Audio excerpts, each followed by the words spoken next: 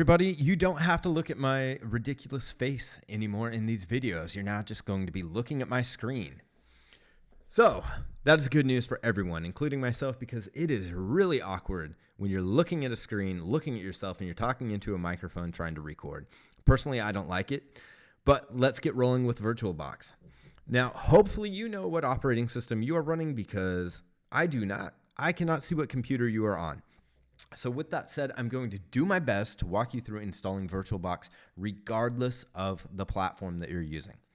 So first, you're going to need to navigate to https://virtualbox.org/wiki/downloads, or you can just go to virtualbox.org, go to downloads, and you can download the binary that you need for your operating system. Now, in this video, I am using version 6.0.0. Now, looking at my screen right now, you can see that VirtualBox is now listed at 6.0.4. And that's fine because you can access the older versions of this pretty easily. All we have to do, I'll put in the full URL up top here. virtualbox.org/wiki download underscore, not downloads, these are capital builds. You can find that link on the page as well. So you can see that VirtualBox 6.0 is under active maintenance, and that is what we want. Now, as I am on OS X, I am going to download the OS X version. If you are on a different one, please download the right version. So let me grab VirtualBox 6.0.0 for OS X. And while that is downloading, I'm just going to pause this and come back once it is fully downloaded, because it may take just a few minutes. Mine is. And Windows, of course, it's going to be a little bit different on the install. It's pretty easy to walk through the Windows installation wizard, just like it is for almost any other piece of Windows software.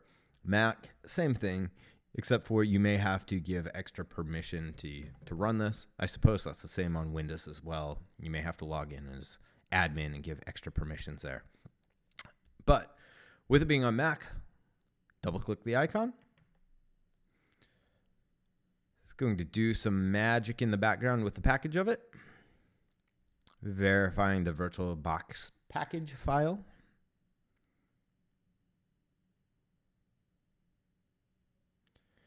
Takes just a minute for that to happen.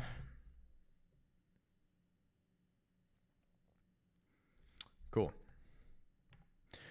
This package will run a program to determine if the software can be installed. So you'll want to click continue on this part. Continue again. Go ahead and just put it into the default location unless you don't have space. If you don't have space, you know your computer better than I do, and you should be able to figure out where to change the install location to. But for me, I'm leaving it as default and clicking on install. And if you are Mac, of course, you have to enter in your auth password. It's going to write these files, run the installation package scripts.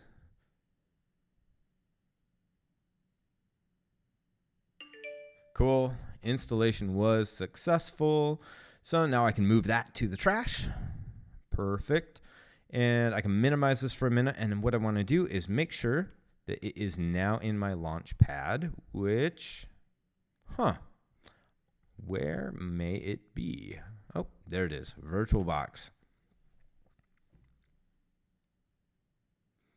So we're going to go ahead and load up VirtualBox, and it's going to say a new version has been released. Version 6.0 is available. Just click OK. You don't want to download it.